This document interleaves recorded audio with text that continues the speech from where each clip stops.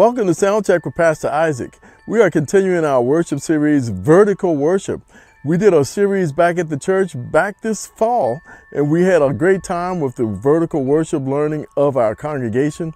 I hope that you enjoyed that if you were there, but if you weren't there, I'm going to give you a couple of snippets of different services that we had. This particular one that we're doing today with episode 185, this one was the very first session.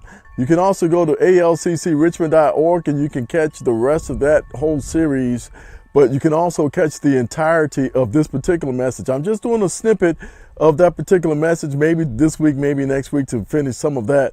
But to hear the whole thing, you'll have to go back and look at the original message that came from the Abundant Life Church of Christ. I hope you enjoy it. God bless you.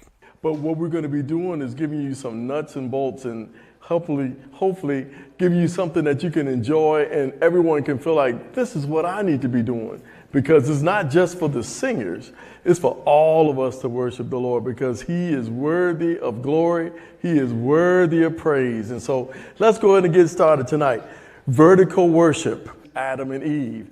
They were the very first worshipers. And so we're going to take a look at their lives. We're going to take a look at their sons' lives and see what happened with them as they began to worship the Lord. And so the first worshipers, we know that they were Adam and Eve, but we know that Cain and Abel no longer had the opportunity to have a face-to-face experience just like their parents did. They had to pause to acknowledge how great God was. I'm talking about Cain and Abel. They had to pause to acknowledge how great God was to them. It's an individual thing. And that's why we're saying it's not just for the worship team, it's for you. It's for me. Somebody say it's for me. Worshiping is for each one of us. God is looking for it and he's expecting it. As we go through these different series, you're going to find out that's what he was talking about. He wants all of us to be worshipers. He said he wants us to worship him in spirit and in truth. You'll find that in John chapter 4. We won't go to that tonight, but we will be talking about that. And so it's an individual thing.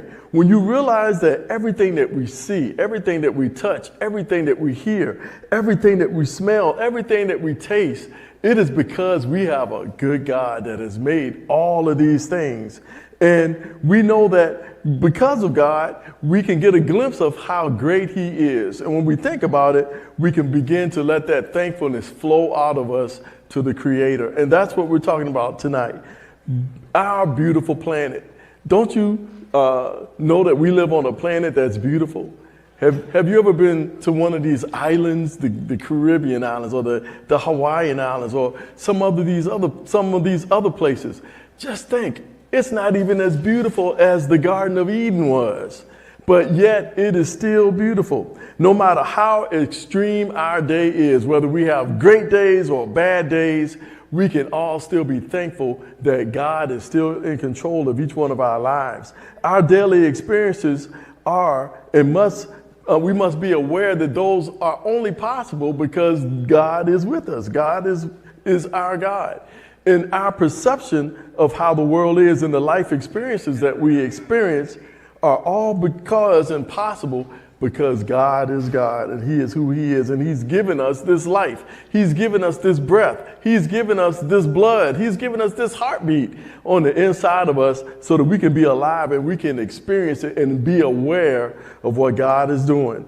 And so I'm going to ask you a couple of questions. You can think about it. You don't have to answer out loud. So when you think about your favorite place to go shopping, is it online or is it a brick and mortar store? What's inside of that store? When you get there, what if there was no money problem? Money was no object. You could just go in and gather all the stuff that you wanted right now. Think about that. Think about the best restaurant that you want to go to. Think about that place where they slap the napkin on your lap and they give you that thing to look at to say, I want to eat this and I want to eat that. Think about all those things. Think about your dream vacation destination. You got it in your mind? You know where you want to go? You got your ticket? You ready? How about if you think about that dream house that you wanted with all the amenities and everything inside of that you want in your house? Now think about this. These things often become a distraction to us when we forget who made all of that possible. God made every last one of those things. And guess what? These are temporal things. These are things that are going to pass away. But we know that God is always making sure that we know he did it. He made it. The earth is the Lord and the what? Fullness thereof. We are even belonging to the Lord. And so when we realize that there is no time that we should allow any of these things that are temporary should come into a place where it takes precedence over the time that we set aside for worshiping the Lord. Oh, I can't come to church this week because I'm going to be doing this. Oh, I'm not coming this week because, oh, did y'all have service last night? I forgot. We should never forget the Lord. And that's why we're going to go back and look at the very first worshipers and talk about what their lives did. We often take for granted this life that God has given us. In Psalms 139, the Bible says, I will praise thee, for I am fearfully and wonderfully made. Marvelous are thy works.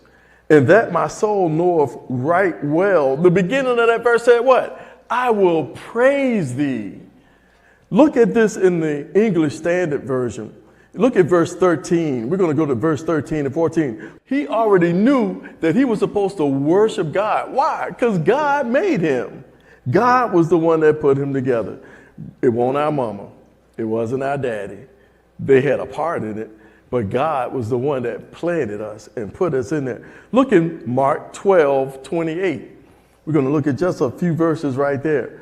What is our whole duty as mankind? What are we supposed to be doing? What is our whole duty? Let me say it again. What is our whole duty as mankind? I'm glad you asked that question. Let's answer it. Look at Mark 12:28. And one of the scribes came, and having heard them reasoning together, and perceiving that he, talking about Jesus, had answered them well, asked him, or asked Jesus, which is the first commandment of all? Now, he was trying to trick Jesus. Jesus can't be tricked. He is the Word. Let's see what he said in verse 29. And Jesus answered him, the first of all the commandments is, y'all can read it with me. Hear, O Israel, the Lord our God is one Lord. And thou shalt what? Love the Lord with thy Lord God with all thy heart and with all thy soul and with all thy mind and with all thy strength. This is the first commandment. Let's go on to the next verse. And the second is like, namely this, thou shalt love thy neighbor as thyself. There is none other commandment greater than these. So first of all, we have to acknowledge that God is God. And we know that he wants all of us to worship him. We know that he said right there, we should worship him with all of our heart, our soul, our mind, our strength. All of these things are what God is looking for. And when it says that we are to love God, when we love something, we want to be around it all the time. Don't you agree with that? I do. So look at Hebrews chapter 11. We know this verse. This is something very familiar. Hebrews 11 verse 6.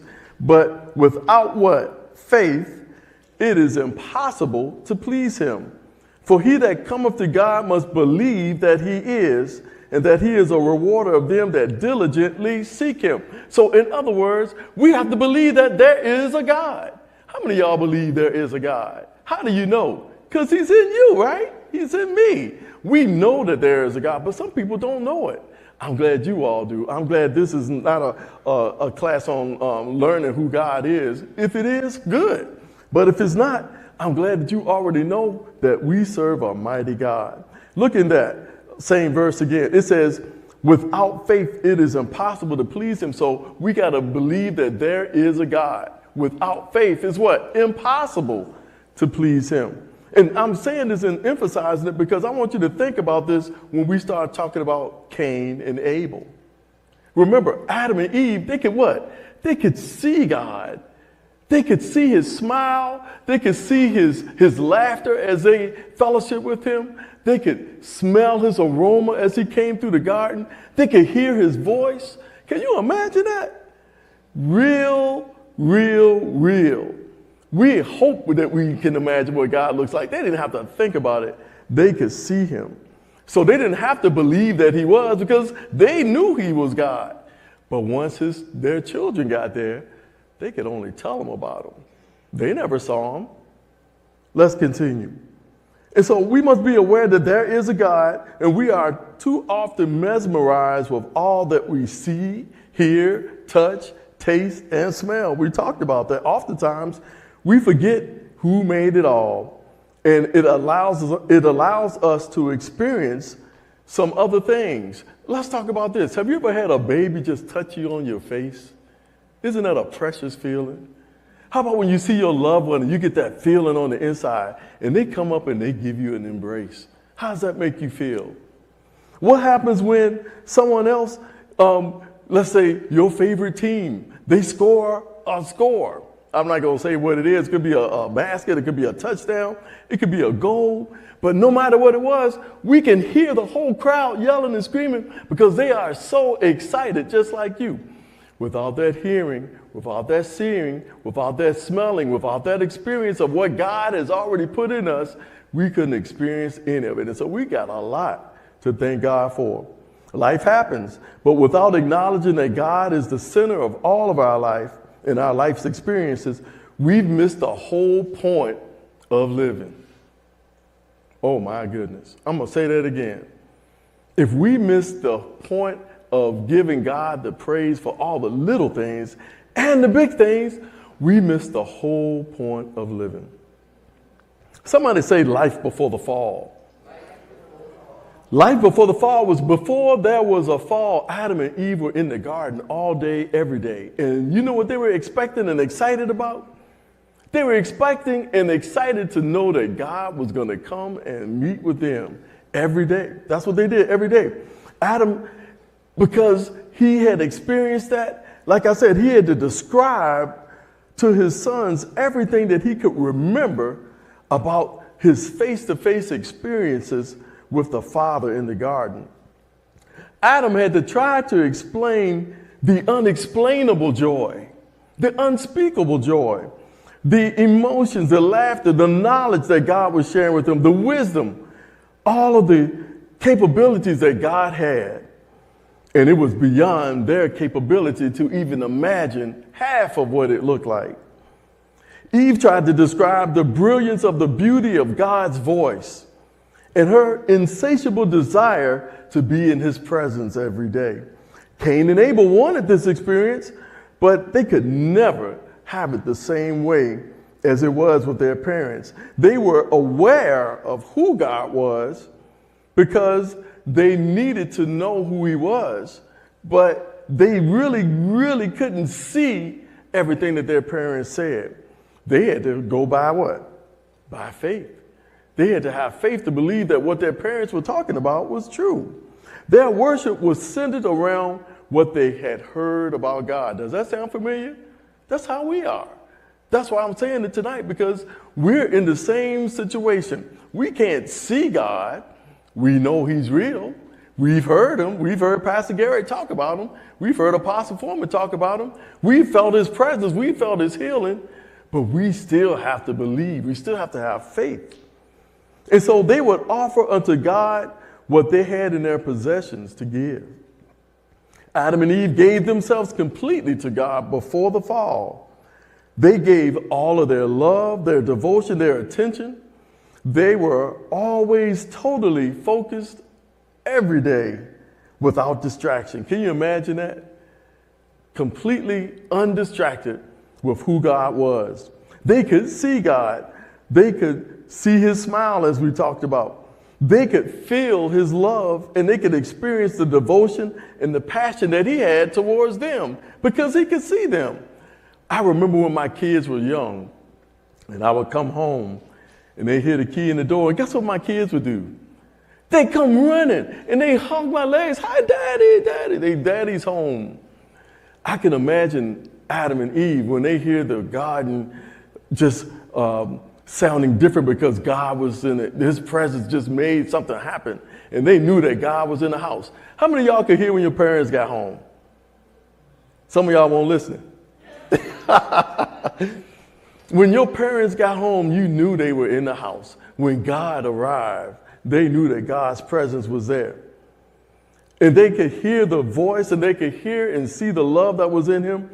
They could experience God's full attention because God was giving them his full attention. every day in the garden. And there wasn't anything in the garden that was more important than seeking God's face every day, not just Wednesdays, not just Sundays, not just when they call for a prayer, not just when they have a shut-in. Every day was a great time for them to seek after God. So Adam and Eve never had a chance to say this, wait a minute, God, I'm going to finish this, I'll be back. They never had to tell God that. They never wanted to tell him that. When I finish this, I'll be ready. They never had to say that. They never had to do any of those things because God was first. Say that. God was first.